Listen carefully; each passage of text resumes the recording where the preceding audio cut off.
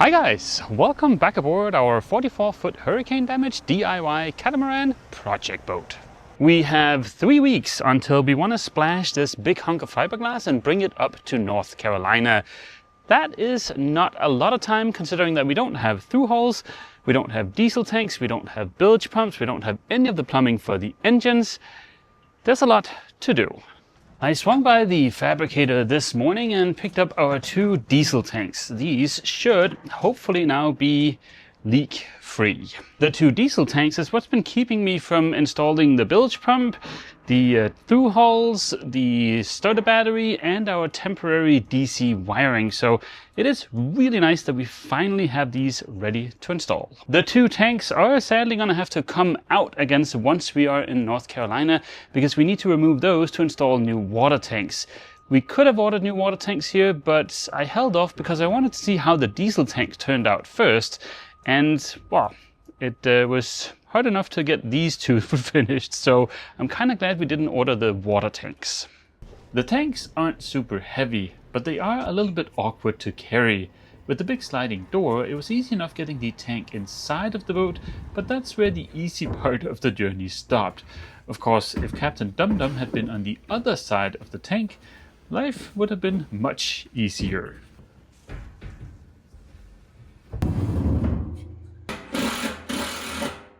For the second tank, I got a hand from the wife unit, and despite it being a tighter fit, it went in much easier. And just like that, we have 2 diesel tanks in place. Of course, we still need all the plumbing connected to them, but at least the tanks are in place. This inspection port that's meant for being welded in place, and also all the little threaded doodads, is something I ordered from a website, so that's not something the fabricator made for us. The same goes for this little mounting doodad here for the SAE 5 bolt or whatever they're called pattern for the tank center unit. And of course, these have this awesome little feature.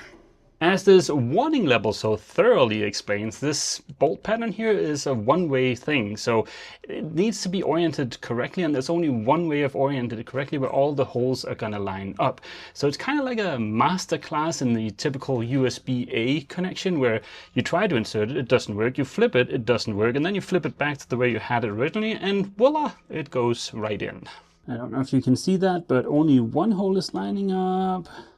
Here we have maybe 2 holes lining up. Here we have about 3 holes lining up, and about 4 holes, and as if by magic, all 5 holes now line up.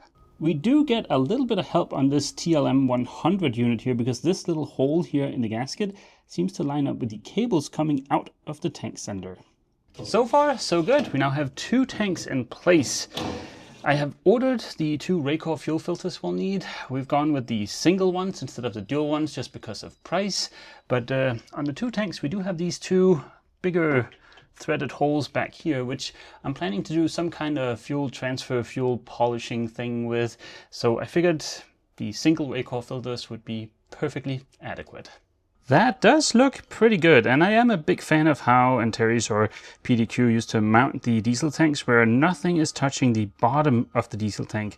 It's hanging by those flanges on the side. Tanks, at least in my experience, often die when they're sitting on a surface where it gets wet, and that's where they really start to corrode and will eventually fail. So by hanging the tanks like this, they should last a lot longer. While Mads was messing around with tanks, I was busy transforming the man-glitter-infested boat into a livable space. There was so much itchy fiberglass dust everywhere, and we need to be able to live aboard this boat for 2 weeks on the trip up to North Carolina. Luckily, that is nothing a bit of vacuuming and organizing can't fix. The finished result is, as Mads would say, looking pretty dang spiffy if I do say so myself.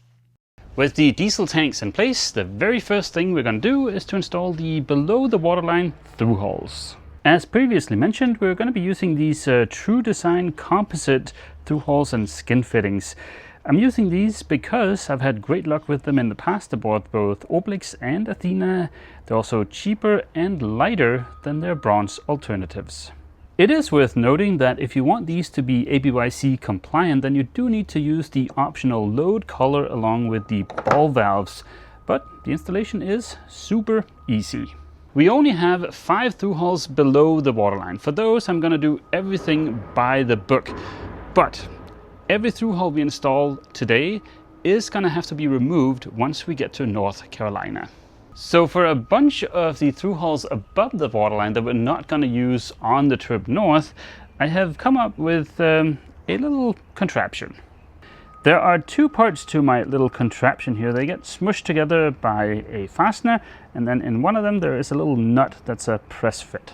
Remember that all of these through hulls are above the waterline. I would never do this below the waterline, but the outside bit of Sikaflex around it, smush, inside bit on the inside, fasten the 2 together, bit of Sikaflex over the nut, and presto. All we're asking my little contraption here to do is just to keep splashes of water out of the boat. And for that, I think they are more than adequate. Circling back to the composite through hulls here, for the skin fittings aboard Obelix and Athena, I actually installed these with epoxy, which is one of the recommended methods from the manufacturer, and that makes them kind of an integral part of the hull. But because we're going to have to remove these again, for these ones, well, we're just going to use a little bit of Sikaflex. True Design have made a couple of tools that makes installing their products easier. There's this guy here, which smushes inside of the skin fitting, locks in place, and then you can hold the skin fitting in place from the inside. And they also have this tool here, which slides onto your ball valve, and then you can use that for tightening the ball valve down onto the skin fitting. I don't really think you need either one of these tools. I've never had them before, but I figured it'd be fun to try them. With a light dab of Sikaflex 291 applied to the skin fitting, I smushed it in place. The sealant does a great job of holding the skin fitting in place, so this can easily be done as a one-person job. When I installed the new backing plates, I made sure that we had between 1.5 and 2.5 centimeters of exposed threads as per the instructions. Easy peasy lemon squeezy. 1 through hull done, 4 more to go. Of course, there's also all the above waterline through hulls, and lest we forget our depth sounder. The depth sounder is more of a 2-person job. It was awesome to have Ava there to help me. Getting the boat ready to move is only one part of the puzzle. Our much beloved old CRV also needs some love. Love in the shape of a new pair of shocks. Our friends Dave and Olive offered us assistance and the use of their driveway. Oh, we're so close. There it is. Ava got to take Mr. Ugga Dugga for a spin, not only to take off the old shocks, but also to remove one of the wheels.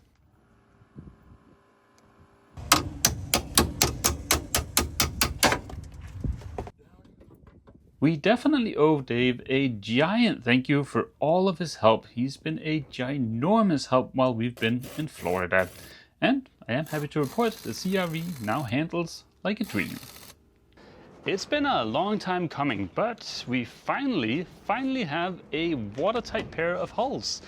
Yesterday we got all of those little doohickeys installed to seal up the through hulls above the waterline that we don't need. But we also have 4 through hulls that we actually will use. That is galley sink, and bilge. We didn't bother cleaning up the squeeze out on anything we installed above the waterline because, like I've said, they are just temporary. So as long as they're watertight, it's perfect. Today is actually Ava's birthday. Hey. Yep, and as a good husband, of course, I have procured a really nice gift for her. Feast your eyes on our new pressure washer. What every woman wants. To be fair, I have been wanting a pressure washer for a very long time for Athena. And then there was the whole incident where one of our friends let us borrow theirs in Gasport, and I may have pressure washed some of our Kiwi grip off. So I was then banned from using the pressure washer. But I mean, I can't do much damage here. No, on this boat, she can't really mess anything up. But check this baby out. Look, like a little suitcase handle. It's nice rectangular, so we can we actually got this so we could keep it on the boat and store things on it and around it easily. And it's got this little secret compartment for all the tools. How cool is that? Oh, well, I'll figure out how to use that. Giving Ava a pressure washer for her birthday may seem a little bit odd, but if you knew Ava, you would know that she is really into making stuff clean and tidy. And yeah, I think she's having a lot of fun up on the deck. But while she is pressure washing up a storm, I am going to get started installing our bilge pumps. We'll have one of these in each of the hulls. These are Whale Gulper IC pumps. They're diaphragm pumps, and we have one aboard Athena. We actually have two of them, and they've been nothing short of fantastic.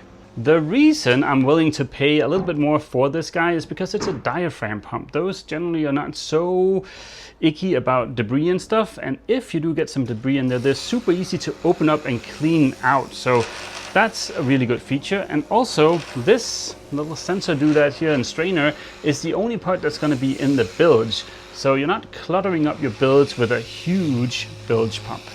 Up on deck, Ava really had her work cut out for her. The catamaran has been sitting in the Florida sun and humidity for years, leading to lots of green and black growth on the deck.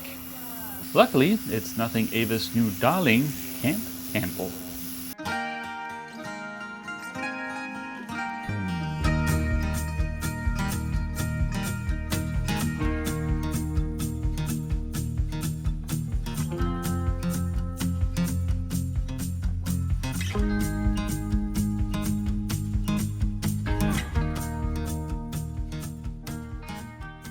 Not to overstate this, but this was almost a magical transformation of the deck. We went from this to this. That is pretty dang spiffy. We now have not only one bilge pump, but actually two bilge pumps. Now, the astute viewer will note that they're not hooked up to power yet, but hopefully we can fix that later on this week. It is getting a little bit late, but before we head home tonight, we would love to get just a single coat of anti-fouling on the hull. We'll go get some dinner and then we'll come back. Thusly back from Ava's birthday extravaganza at Applebee's. Woohoo! 2 for $25, baby. Yeah. Let's get the hull taped and then we can apply a single coat of this stuff. This is TotalBoat's Spartan Multi-Season Ablative Anti-Fouling Paint. Quite the mouthful. I've never used this before and we are not applying it the way it's intended to be applied, so just keep that in mind. Because we're planning on sandblasting the hull below the waterline once we get settled in North Carolina, this is going to have to come off again real soon. So we're just going to apply a single coat. We're not going to bother with any kind of barrier coat, anything like that. We just want a bit of anti-fouling on the hull in case we get stranded somewhere for a week or two waiting for spare parts. We have tape on the hull. Is it crooked? Yes. Does it matter? No. Once the sandblasting is done, we'll strike new perfect lines with a laser level and get everything looking nice. This is just a temporary thing. Based on the wetted area of our catamaran here, 1 gallon is not enough, but we're gonna see if we can just make it stretch because again, for the umpteenth time here, this is just a temporary situation.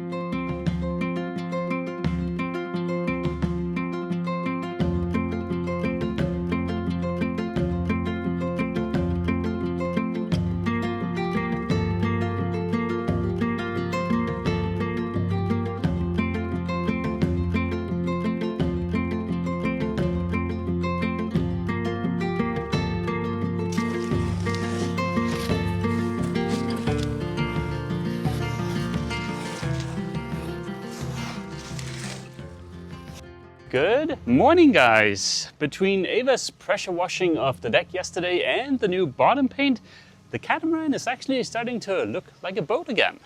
The area here under the boat, the under the boat workshop, also feels a lot nicer with just one color on the hulls instead of that blotchy mess that was there before.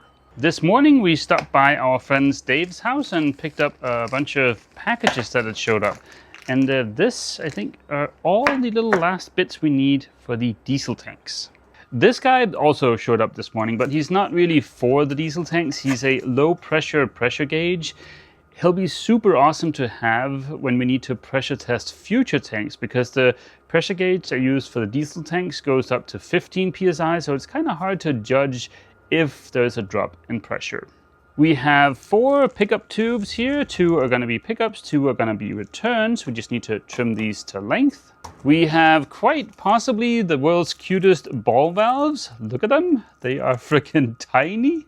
To go along with those, we have some tiny little hose barbs and the 2 bigger bungs I forgot to order the first time I ordered bungs. To seal everything for diesel, I've always used Loctite 577.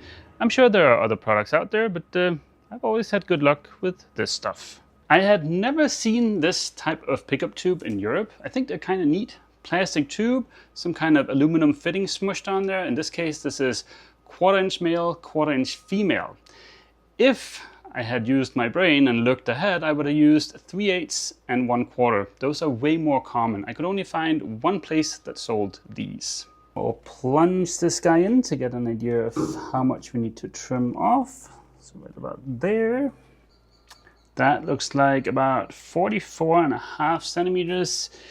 We're gonna have a little bit of thread engagement. We don't want the thing all the way at the bottom, so let's subtract about 2 centimeters. Reason number 17, it's nice to have a project boat. Any surface can be used as a cutting board. This ain't my first rodeo. Looking at the connections on the tank, it looks like we can fully assemble the first of the pickup tubes, but for the next one, well, to be able to make that work, we're gonna have to take off the handle. A little dab of 577 is plenty. And then we'll just snug everything up. If memory serves, the fuel connections on the engine are on the starboard side, so let's get this guy generally oriented that direction.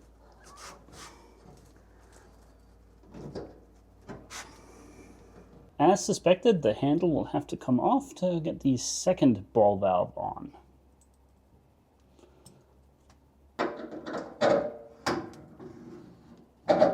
Et voila! 2 pickup tubes installed. Why 2 pickup tubes on each tank, you might ask, when each tank is only feeding 1 engine? I believe it's best practice to have a pickup tube for the return to have it cause less splashing and stuff. So that's what I've done. We have one last bureaucratic challenge before we can splash the catamaran. We need liability insurance, but to get that, we need to get a survey done. This is Jim from Accredited Marine Surveyors. He's swung by the boat to get that process started. Jim has been surveying boats for longer than I have been alive. He's a really fun guy, and we had a great time hanging out with him. This morning, we received this glorious box filled with NMEA 2000 cables. We'll need those to get the tank center units hooked up and also for our depth sounders. We'll save that for next week's video when we also do the DC system. But before ending this video, I would really like to fix that thing. This is the starboard hull escape hatch, but right now it's extra escapey. There's no lens in there, so we need to get that glued back in place. And over the last couple of weeks, I've been spraying this thing just to loosen it up. It seems like we can finally move it again. For a quick reference, this is what the port hull one is looking like. As you can see, the lens is still in there. This is the lens for the starboard one. This, again, falls squarely into the category of a temporary fix, something we're just doing to get the boat to North Carolina, because long term, we want to replace both of these escape hatches. And for this one, I think that's a good thing, because this is what the lens was temporarily held in place with. Silicone caulking. If silicone is known for one thing, it is for the fact that nothing wants to stick to a surface once silicone has been used. It's very hard to get this stuff completely cleaned up. I've scraped off as much of the stuff as I could with a chisel, and I've used a wire wheel to just try and mechanically remove everything that I could. Let's try some of this caulk remover and see if that does anything. I applied the caulk remover and gave the frame a good scrubbing. Then I rinsed with soapy water, wiped with acetone, and gave the frame a light sanding with 80 grit before then wiping again with acetone. I have taped off the outside of the lens and also the outside of the hatch. There's going to be squeeze out on the inside too, but yeah, like I said, this is a temporary thing. As long as the boat looks sort of decent from the outside, inside doesn't matter. In terms of adhesive, I wish we could have gotten our hands on some Sikaflex 295 UV. I know that stuff with the primer would have worked well for this application. Couldn't find that last minute. Found this stuff. This might work. Getting the lens in place was pretty easy. I used a couple of spacers to make sure the lens was roughly centered before clamping it in place and removing any squeeze out. Is it perfect? Definitely not. Will it get us to North Carolina? I'm 99% sure. It is important to note that once these handles are closed, they're actually holding the lens in place. So yeah, as long as the sealant keeps leaks out, then we're good. And just as Mads had one last thing he had to do before ending the video, I also have something I would like to do before ending the video. I just want to say a huge thank you to Rob and Stacy for helping us out while we have been here in Florida. And if you have any car issues and you are in the Metro Detroit area, then I highly recommend heading over to Top Tech Auto Repair in Clawson and tell them that Sam Corrado's daughter sent you. Thank you so much again to Rob and Stacy. We have lots of good stuff lined up for next week's video. We're going to do all the plumbing for the engines. We have the DC electrical stuff to do. Our new head also showed up today, but I don't know if we'll have time for that next week, but that's also on the list. That is going to be the end of this week's video. As always, feel free to leave a comment down below, and don't forget, if you've enjoyed this video, please remember to leave a like. See you. She made me do that.